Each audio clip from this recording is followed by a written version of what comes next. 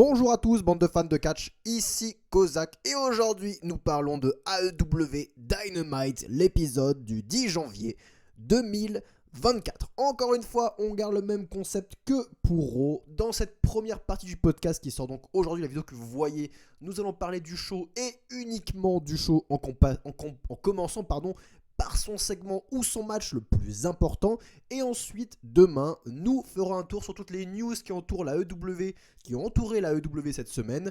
Et on parlera surtout de Tony Khan sur Twitter parce que je sais que vous ne voulez pas rater ça, n'est-ce pas ? Mais ici, nous parlons uniquement du show. Et c'est un show, encore une fois, on va voir ce show segment par segment. Mais on va commencer par le main event puisque c'est le main event qui a fait le plus de bruit. En l'occurrence, surtout le post-match qui se passe après le main event à un certain retour. Et oui, vous savez de quoi on parle puisque c'est présent sur la miniature. Les tueurs de business ont fait leur retour arborant leur plus belle moustache. Yes! Grâce à eux, les audiences vont revenir. Nous sommes tous très contents de les revoir. Bon, j'en parle plus en détail avec plus d'honnêteté quand j'aurais parlé d'abord du match. Le main event, c'était donc Sting et Darby Allin contre Konosuke Takeshita et Powerhouse Hobbs. Et dans un tornado tag, tornado tag sans disqualification. Et encore une fois, les 4 talents dans le ring, je les aime tous énormément. Sting est une star. C'est un des noms qui est le plus ouvert à l'AEW alors que le mec a 65 ans parce qu'ils n'ont pas élevé d'autres talents. Tant pis pour eux, mais en attendant, c'est une star. C'est une star, il est over, les gens l'adorent. Et j'aime beaucoup aussi Sting. Il est très vieux, mais j'aime le voir sur le ring, ça fait toujours du bien. Darby Allin, le pauvre n'a pas vraiment évolué, et pourtant, quel talent, quel potentiel pour être over, le Jeff Hardy étant moderne. Et j'aime beaucoup, encore une fois, l'unicité, le côté unique en fait qu'a Darby Allin, j'aime énormément cela. Quand du côté des heels, Powerhouse Hobbs est une montagne de muscles hyper impressionnante. Le mec a une shape fantastique et c'est un très très bon heel qui a encore beaucoup de potentiel lui aussi.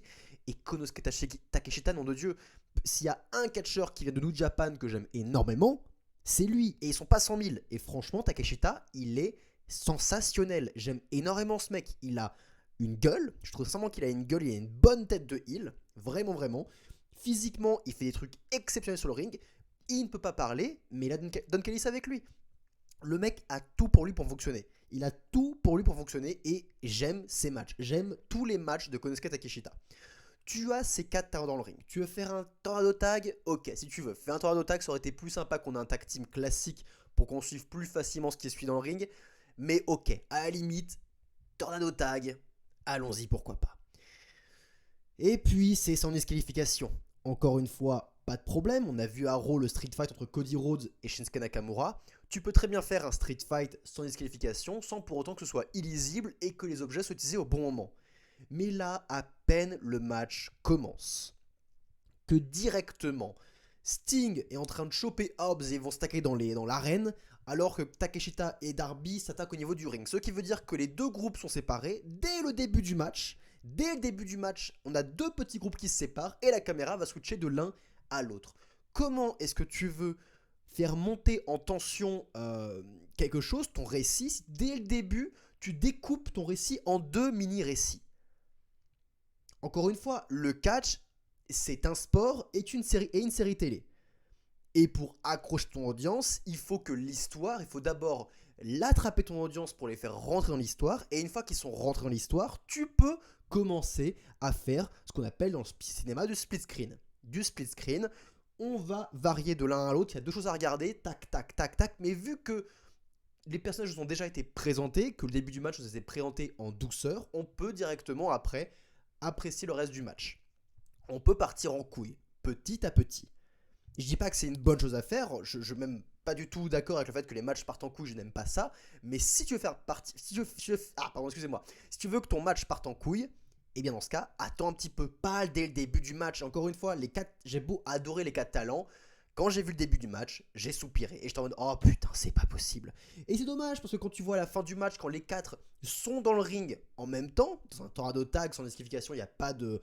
Du coup, il n'y a pas de décompte, il n'y a pas trop de règles. Mais les 4 sont dans le ring en même temps. Et là, ça marche. Là, ça marche. Là, c'est lisible. On comprend ce qui se passe, on voit la douleur qu'ils ressentent, on voit le selling, etc., etc. Et à partir de ce moment-là, le match a commencé à devenir un moment, mais ce début est tellement raté que c'est dommage parce que du coup, j'ai eu peu de moments de plaisir pendant ce match. Mais bref, qu'est-ce qui s'est passé de bien durant ce match du coup?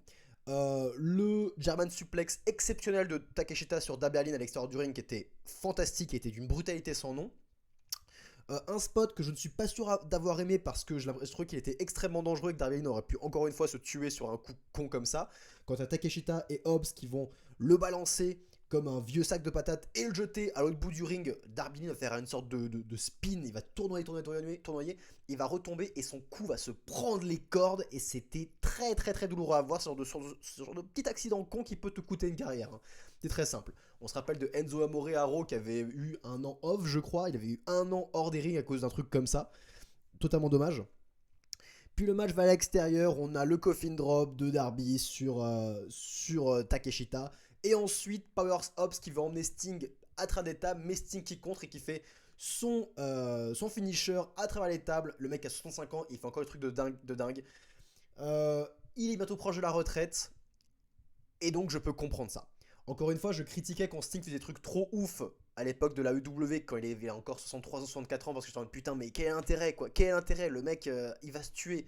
Sauf que là, la retraite arrive dans un mois. Il peut se permettre de faire un truc un peu dingue. Il le fait, ce plaisir, c'est les derniers mois où on va voir Sting, donc il veut sortir le grand jeu. Respect à lui pour ça, même si en tant que boss je ne suis pas vraiment d'accord, je peux comprendre le lutteur qu'il ait une envie folle de faire ça. Bon, passons. C'était un bon finish, Hobbs passe à travers les tables avec un super finisher, 1, 2, 3, victoire des faces. Mais là, c'est là où les choses deviennent épicées. Oh, et d'ailleurs aussi, on a eu une intervention de Ric Flair pendant le match. Ridicule. Il a rien à foutre sur le ring, Ric Flair. Rien à foutre sur le ring. Mais bon, bref. Ça, pas à peine de critiquer au bout d'un moment, on va penser que je m'acharne à force. Mais bon. Ce qui s'est passé après le match. Alors que les faces se célèbrent et que Tony Schiavone monte sur le ring pour dire à Sting « Bravo Sting, match sensationnel, mais du coup, Révolution arrive ». C'est ton dernier match, tu vas prendre ta retraite à Révolution, et pourtant on ne connaît toujours pas le nom de ton adversaire, mais de qui il s'agit? Et Sting attend, et là, la musique des Young Bucks. Les petits Bucks arrivent avec leur musique qui fait Super Kick Party. Il y a une pop de la foule quand même, parce qu'on a une foule attardée, on va pas se mentir. Mais... ils arrivent. Écoutez le contexte. Les mecs sont partis et ils ont dit on va travailler un retour, on va devenir des personnages heal, on va totalement se refaire, on va changer un peu tout ce qu'on avait. Vous n'aurez pas les mêmes Young Bucks. Et les mecs ils se ramènent, l'un en costume noir, l'autre en costume blanc, avec de ces staches. J'en connais un qui serait très fier d'eux et il est présent sur la miniature. Voilà, vous pouvez pas le rater. Oh ce look, oh le look de taré. Ah mais j'étais en mode mais qu'est-ce qu'ils font pitié sans déconner. Qu'est-ce qu'ils font pitié ces petits merdeux. Et encore une fois on pourrait me dire mais oui mais ils sont heal là du coup ils ont un look un peu insupportable, ils se prennent pour je sais pas quoi, avec les moustaches ça peut marcher en tant que heal, ils sont arrogants, regarde-les. Oui, encore une fois, si j'avais vu ces Young Bucks au début de la EW, heal à fond, 100%, parce que ce sont des connards dans la vraie vie, ce sont des petits gars prétentieux qui se prennent pas pour de la merde alors qu'ils sont nuls à chier, qui sont risibles. Oui, dans la vraie vie tous les jours, les Young Bucks sont des heals et devraient être présentés comme des heals. Mais ça fait 4 ans que cette fédération commence, ça fait 4 ans que je les vois chouiner et se prendre pour de la merde et faire en sorte de dire de la merde dans le dos des catcheurs pour qu'après leur grosse star se fasse virer. Ça fait 4 ans que ça dure et les mecs, je peux plus les blairer. Et c'est pas parce qu'ils sont heal que je vais apprécier les voir. Je ne veux pas les voir devant mon écran. Et quand je les ai vus à la télé, j'ai trouvé ça risible. Et le fait qu'ils apparaissent avec un look risible, avec leur mimique à 2 balles, en mode je te regarde de haut, ah ouais, qu'est-ce que tu vas faire Sting? Ouais, c'est nous que tu vas défier Sting. Comme ça là, c'est vraiment des putains de gamins. Dans les mimiques, ils en font toujours des méga extra caisses. C'est insupportable. Et le fait de me dire Et j'espère que c'est pas le cas. J'espère que Tony Khan n'est pas trop con. Il a encore un semblant de raison. Et on est tous à raison d'en douter. Mais j'espère que Tony Khan a un semblant de raison et qu'il ne compte quand même pas faire en sorte que le dernier match de Sting soit un match tag avec lui et Darby contre les Young Bucks. Parce que si c'est le cas, mais il n'y a pas que moi qui vais rager. Il y a une grosse partie de la fanbase et même des AEW fanzouz. Il y a une bonne partie de la fanbase de l'AEW qui va râler. Parce que en quoi les Young Bucks sont over en 2024 ? Expliquez-moi, si vous aimez les Young Bucks, expliquez-moi en quoi ils sont over en 2024. En quoi ils méritent d'être les derniers adversaires de Sting. Encore une fois, rien de sûr, rien n'était annoncé, c'est un teasing, si ça se trouve c'est juste pour prendre de la hit, c'est possible. Mais si jamais c'est pas le cas, si c'est vraiment le vrai teasing pour Evolution, en quoi est-ce que c'est mérité ? C'est scandaleux. Et je vais vous dire en toute honnêteté, je trouve cela beaucoup plus scandaleux que le fait que Baron Corbin soit le dernier adversaire de Kurt Angle. Je suis sincèrement sérieux. C'est ridicule. L'image de fin de ce show est lamentable. Et quand je vois la gueule de Sting, il est en mode « Oh là là, il a l'air déprimé le pauvre garçon. » J'espère qu'ils ne sont pas sérieux là-dessus. Bref, ceci était notre main event, chers amis. Nous verrons bien la suite de ce show. Est-ce que les EVPs, les vice-présidentes, vont s'accaparer tous les honneurs, vont retirer la légende Sting ? Je l'espère pas.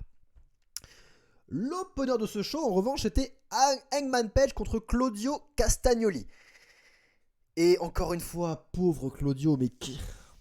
Et dire que le mec était mieux booké à la WWE.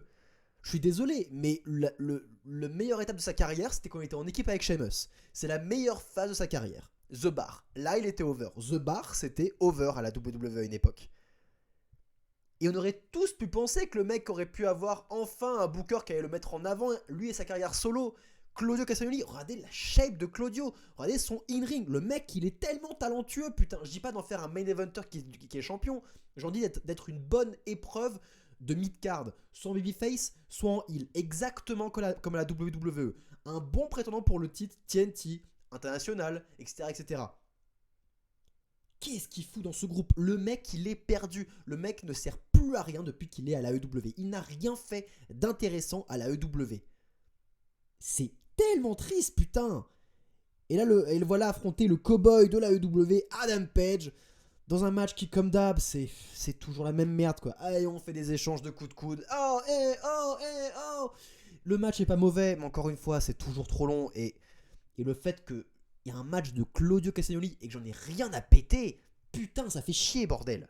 Ça fait chier. Bref, Adam Page, bat Claudio Castagnoli, j'ai rien à dire de plus là-dessus. Il continue à mettre over Adam Page, je peux les comprendre. Moi, je n'aime pas Adam Page, mais je peux comprendre la compagnie qui veut mettre over son babyface. C'est un booking classique, c'est un booking logique, j'ai rien à dire là-dessus.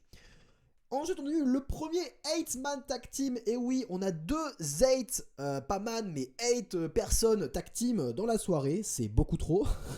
Mais le premier 8-man tag team voit poser Lance Archer, Brian Cage et les Gates of Agony contre Orange Cassidy, aussi appelé l'attardé à poche ici chez Kozak, Dustin Rhodes, Adam Copeland qu'on va appeler Edge par respect pour le catcheur, et Preston Vance.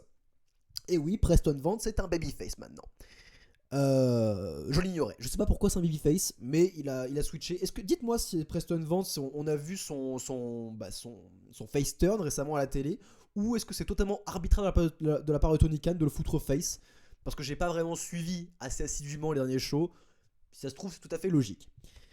Et encore une fois, je suis désolé, mais il n'y a plus de stars à la l'AEW. Il n'y a plus de stars à la l'AEW. Les plus gros noms qu'ils ont, c'est Sting, c'est Edge, MJF est blessé, mais voilà, ils ont Edge. C'est un gros nom. C'est ce qui se rapproche le plus d'une star. Il a une carrière exceptionnelle, Edge. Qu'est-ce qu'il fout perdu en plein milieu de ce 8-man tag team à jouer avec l'attardé à poche ? Qu'est-ce qu'il fout dans le ring avec l'attardé à poche ? J'en ai aucune foutue idée et je trouve ça triste. Tony, ce n'est pas comme ça qu'il faut utiliser Edge. Edge, il faut que tu l'utilises comme une star. Ce n'est pas une, il n'est pas hyper over comme l'était Punk, mais il faut que tu essayes de l'utiliser un maximum comme Punk, puisque c'est comme ça que les gens vont être attirés. Tu le fais venir pour des promos, pour des rivalités fortes. Ça avait très bien commencé, hein. Tout ce qui est passé avec Christian, ça avait très très bien commencé. Et il faut pas arrêter ça. Et si jamais il apparaît dans un 8-man tag team, et bah c'est dans le main event et nulle part ailleurs. Là, le mec est perdu dans le deuxième match du show. Mais c'est lamentable, putain. C'est lamentable. Donc très triste de voir Edge là-dessus. Les faces l'ont emporté et en plus c'est bien Preston Vance qui a eu le pin. Donc vraiment une sorte de push de Preston Vance. Pourquoi pas, je m'en fous, je n'ai rien à péter. Vient du coup le meilleur moment du show, enfin. Et pourquoi c'est un moment du show? Parce que c'est Samoa Joe qui a fait une promo sur le ring, le champion de la AEW. Encore une fois, je le disais, c'est que si MJF perdait son titre de champion, la meilleure personne qui aurait pu prendre la relève, c'est bel et bien Samoa Joe. Et là-dessus, Tony Khan a eu la tête sur les épaules, pour une fois, ça fait du bien. Samoa Joe est champion et c'est la meilleure décision possible pour le business parce que, regardez-le, ça fait professionnel. Le mec est champion, il se ramène en costume, il fait une promo, il est over en tant que heel, il dégage de la hit et il envoie un peu des jabs par-ci par-là. Je crois qu'il envoie une sorte de jab un peu... Je sais pas si elle était prévue celle-là, mais il parle de... Il dit qu'il faut arrêter d'envoyer des dingueries sur Twitter, arrêter d'insulter les gens sur Twitter pour avoir des sortes de... pour enclencher des tensions. Il disait du coup ça pour ses futurs opposants, mais est-ce que c'était un jab indirect sur Tony Khan? Et encore une fois, on en parlera dans la vidéo news si vous n'êtes pas au courant. Mais assez rigolo de cette chose-là. Mais il va se mettre over sa première promo en tant que champion. Et directement, on va avoir Swerve. Est-ce que ça non, d'abord c'est Swerve Strickland. C'est Swerve Strickland qui va arriver pour couper Samoa Joe et pour se montrer comme une future péripétie au Samoa Joe. Et Swerve est hyper over. C'est dingue à quel point la AEW n'a aucun babyface hyper over, hormis les Edge, les Sting, les vieux catcheurs, quoi, en gros. Et que tous les autres catcheurs, ceux qui viennent de la AEW, en fait, et bah tous ceux qui sont le plus over, ce sont les heels. Les mecs ne savent pas booker des babyface, rendre over des babyface. Ils en sont incapables. C'est dingue, hein, c'est impressionnant.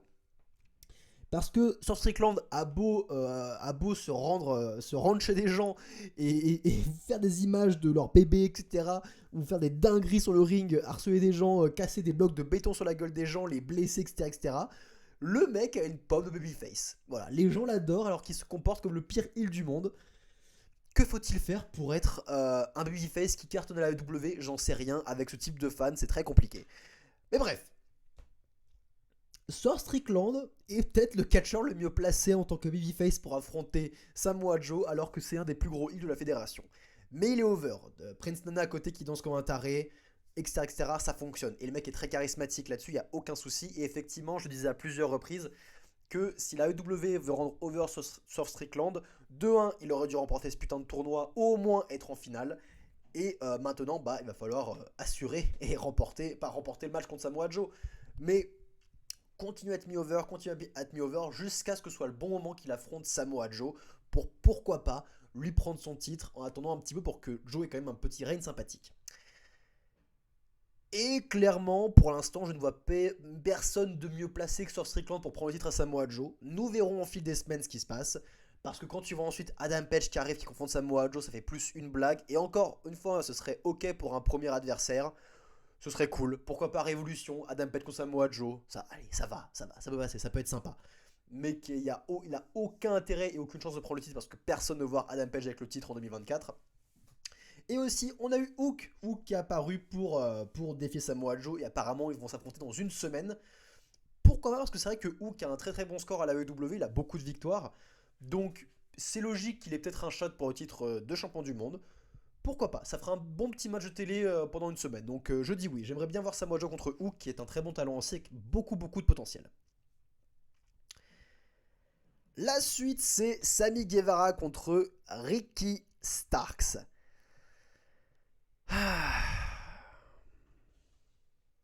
Vous vous rappelez de l'époque où Ricky Starks était hyper over, que ce soit en tant que face ou en tant que heel, hein. Il n'y a pas plus tard, il n'y a pas si longtemps que ça, hein, c'était quelques mois, c'était dans les débuts de Collision, il y a 6 mois. Il y a 6 mois dans les débuts de Collision, où le mec était heel, il avait remporté le tournoi Owen Hart, et en finale il avait battu CM Punk en trichant. De ça, ils avaient pu faire plusieurs segments, et ça avait fait évoluer le personnage de Ricky Starks. Il était en rivalité contre la plus grosse star du show, et ils ont fait plusieurs matchs ensemble. Le mec était over en tant que heel, ça fonctionnait super bien. J'adorais Ricky Starks, putain. Et là, il se retrouve à jobber face à Sammy Guevara. Le projet Sammy Guevara, le projet Babyface Sammy Guevara. Mais qui en a quelque chose à foutre de Sammy Guevara? Le mec, ça fait 4 ans que le mec switch de heel à face, puis heel, puis face. Et ça fait 4 ans que c'est le larbin de Chris Jericho. Personne en a rien à péter de Sammy Guevara et personne n'aime Sammy Guevara. Sammy Guevara ne sera pas over en tant que face tant qu'il n'y aura pas un changement drastique dans sa personnalité, dans ses fréquentations, dans le kayfabe. Alors pourquoi c'est lui qui est mis over à la place de Ricky Starks? Pourquoi Ricky Starks se fait battre par Sammy Guevara? Quel est l'intérêt? Et encore une fois, parce que honnêtement, la fin du match n'est pas si mal bookée. Le babyface, d'un point de vue, d'un point de vue professionnel, d'un point de vue mot-clé, le babyface l'emporte au-dessus du heel, puis le heel, pour reprendre de la hit et de la superbe, va agresser le babyface et va du coup voler toute la vedette de la victoire du babyface. Le face l'emporte, mais le heel prend de la hit à la fin du match. Et c'est exactement ce qu'ils ont fait. À la fin, Sammy Guevara veut serrer la main de Ricky Starks, et ça dure beaucoup trop longtemps d'ailleurs, ce serrage de main. Big Bill va attaquer Ricky Starks, les heels vont agresser le face, jusqu'à ce qu'un autre face arrive pour aider Sammy Guevara. Oui, techniquement c'est ce qu'il faut faire. Mais Sammy Guevara n'est pas la bonne personne, parce que le projet Sammy Guevara ne peut pas marcher. Et surtout pas quand ton compagnon, quand la personne qui vient t'aider, c'est Chris Jericho. Hey, Tony, tu te rends compte que Chris Jericho il se fait huer par la foule ou pas? Tu te rends compte que le mec se fait huer ces dernières semaines parce qu'il y a un gros scandale qu'il parcourt, qu'il soit fondé ou infondé? Il y a un gros scandale au cul. Et toi, tu ne dis rien pour faire en sorte que ce scandale soit mis à la poubelle. Tu ne dis pas, non mais arrêtez de huer Chris Jericho, il n'y est pour rien, il n'y a pas eu toute cette merde en coulisses, rien ne s'est passé, il est totalement innocent. Tony ne s'est pas exprimé sur le sujet. Donc, excusez-nous, fans de catch, de penser que Chris Jericho est coupable dans l'affaire et que toutes les rumeurs qui entourent ces faits-là sont fondées. À quel moment on est censé acclamer ces gars? À quel moment on est censé acclamer un potentiel harceleur, voire pire, violeur? Si vous n'êtes pas au courant de ce que je parle, allez voir ma vidéo, le terrible Noël de Chris Jericho. Elle est assez récente, vous n'aurez pas trop mal à trouver. Il y a Chris et Depardieu sur la même miniature. Putain, et vous savez quoi? Le pire, c'est que Chris Jericho se fait huer chaque semaine depuis Noël. Depuis Noël, à chaque semaine, à chaque show, il se fait huer. Sauf au moment où sa musique retentit, parce que quand la musique retentit, quand il fait son entrée, les gens chantent sa musique, Judas, Fozzy, ça marche, les gens chantent, sont à l'unisson, etc. Mais dès que sa musique s'arrête et qu'il a un match, les gens commencent à le huer comme pas possible. Du coup, ils se sont dit, ok, bah la solution qu'on va faire, c'est que quand Chris Jericho fait la save, on va balancer sa musique. Et pendant toute la save, pendant que les faces combattent contre les heels dans l'arène, etc., on va laisser la musique pour que les fans continuent à chanter, que jamais ils ne huent. Mais sans déconner. Là, ce que vous faites, c'est des petites techniques fourbes pour pas confronter la réalité. Chris Jericho et se fait huer par les fans. Soit vous le tournez heel parce que vous continuez à être dans le déni, à ne rien dire, à laisser les fans penser des dingueries, et dans ce cas vous tournez tout de suite ce mec heel. Soit Tony Khan prend parole, au lieu de dire de la merde sur Twitter, sur Jinder Mahal et sur Raw, on en parlera encore une fois là-dedans dans la prochaine vidéo. Putain, ouvre ta gueule pour défendre ta compagnie et défendre tes lutteurs s'ils sont véritablement innocents. C'est dingue. Putain, c'est dingue. Ensuite, on a eu un autre 8-woman tag team. J'en ai rien à péter. On a déjà eu un 8-man tag team plus tôt dans le show. Et là, on a encore 8 femmes dans le ring. Des faces contre des heels. C'est un foutoir sans nom parce que c'est le bordel. Évidemment que c'est le bordel. On peut pas arbitrer un match comme ça. Les règles ne font aucun sens. Il n'y a pas de décompte. Il n'y a pas de triche. Enfin, tout. Les catcheuses peuvent faire tout ce qu'elles veulent. Elles peuvent dans le ring autant de temps qu'elles veulent. Il y a zéro souci. C'est un foutoir sans nom. J'en ai rien à péter. Ce sont les faces qui l'emportent, il me semble, ou les heels, je sais même plus. C'est les faces. C'est les faces qui l'emportent. Et enfin, on a Brian Keefe contre Roderick Strong. Je ne connais pas Brian Keefe, donc je n'ai rien à péter. Encore une fois, peut-être que le mec était présent à les derniers shows, mais j'ai pas l'impression. Je connais la AEW à force, et je pense sincèrement que il n'y a pas eu de build de Brian Keefe jusqu'à présent.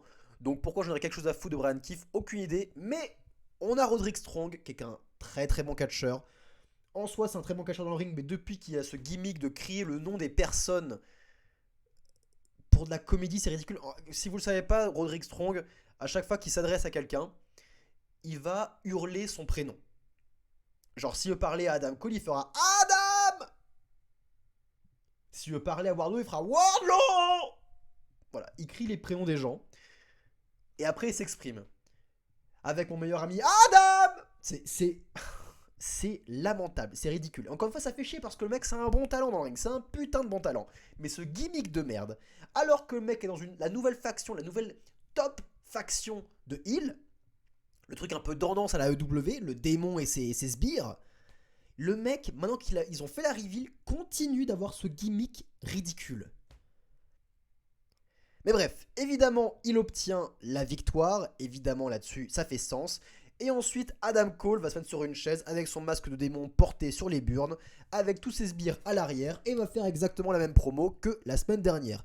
Je suis le démon, et eux, je vous les présente, c'est mes Booty Hunters. Non, c'est pas du tout ça, excusez-moi. Eux, c'est Matt Taven et Mike Bennett. Voilà, ils sont champions de la Ring of Honor, si vous l'ignorez. Là, c'est Roderick Strong, c'est mon véritable meilleur ami. Et lui, il va avoir le titre international. Et là-bas derrière moi, c'est Wardlow. Et Wardlow, il va aller pour le titre mondial. Et quand il l'aura gagné, et quand je serai d'état, il me donnera le titre mondial. Exactement, oui monsieur. C'est exactement la même promo. Et les mecs n'ont pas de rivaux. Ils n'ont pas de rivaux. Si leur premier rivaux c'est Jay White et les Guns, qui sont des heels, mais il n'y a aucun intérêt à ce putain de match. Il n'y a aucun intérêt à un match heel contre heel entre deux factions. Ça n'a aucun intérêt. Les mecs sont là, ça fait 2 semaines d'affilée qu'ils font la même promo. Les gens en ont rien à péter. Mais vraiment rien à péter. Dites-moi en quoi c'est over. En quoi Adam Cole, le démon et ses sbires, c'est over. Les gens s'en foutent. C'est décevant. Ces semaines de build pour arriver à ce résultat, je trouve que le résultat est véritablement décevant. Et en plus, regardez-les tous en noir là. Tous en noir, ils ont tous la même gueule, ils ont tous le même... Il n'y a aucun élément qui se dégage plus qu'un autre. Même Wardlow, qui est une montagne de muscles hyper charismatique, il se noie dans la masse dans ce groupe. Putain, t'as Wardlow, une montagne de muscles, au moins à l'époque dans le groupe avec MJF, le mec se ramenait soit en costard hyper classe, soit se ramenait dans sa tenue de catch, où on voyait ses pecs gigantesques et ses bras massifs. Au moins, ce qu'ils auraient pu faire, c'est que au moins Wardlow soit le seul à avoir une veste sans manches, qu'on voit au moins la taille de ses bras, et qu'au moins il soit un peu, pas séparé, mais iconisé dans le groupe. Que Matt Taven et Mike Bennett, que ce soit les deux qui portent la même tenue pour qu'on comprenne que eux c'est une équipe. Qu'on ait Roderick Strong, Wardlow et l'équipe qui soient mis à part. Certes, c'est un groupe, mais ils sont uniques chacun. C'est pas une masse informe, parce que là, ils perdent toute leur unicité, ils perdent toute la raison de pourquoi ils peuvent être mis over en solo. C'est bien d'avoir un groupe uni, c'est très très bien. Mais regardez le Shield, ils avaient tous les mêmes tenues, et pourtant, ils étaient strictement différents. On savait très bien qui était Rollins, qui était Ambrose et qui était Reigns. Tout ça parce que ils n'avaient pas les mêmes shapes, que Reigns était le seul où qu'on voit qui était extrêmement huilé avec ses bras énormes, c'est un des seuls où on voyait vraiment ses bras. Seth Rollins lui était beaucoup plus tout en noir, beaucoup plus agile, un peu comme une sorte de voleur on va dire, un mec un peu voilà sournois etc etc. Et Ambrose était le seul qui ne portait pas toute l'armure, tout le machin, était le seul qui avait un habit beaucoup plus simple parce que c'était un peu le punk cachin du groupe. Bref, vous voyez ce que je veux dire là-dessus. Donc encore une fois, ce groupe, c'est ce que la EW présente, le met le plus en avant et je trouve que c'est pas intéressant. Donc connaissant le booking de Tony Khan, le booking de Tony Khan c'est un booking où pendant des semaines on se tape la même chose jusqu'au main event et au main event, pas main event pardon, on se tape la même chose jusqu'au pay-per-view et au pay-per-view on passe à d'autres histoires. Je sais très bien que pendant 2 mois on va se taper United Kingdom qui va se ramener chaque semaine pour faire une promo. On va se taper, je sais pas, moi, qu'est-ce qu'on va se taper d'autre? Jericho et Sammy Guevara qui vont se prendre pour des faces. Ça va être compliqué. Ça va être compliqué. Mais bon, passons aux news.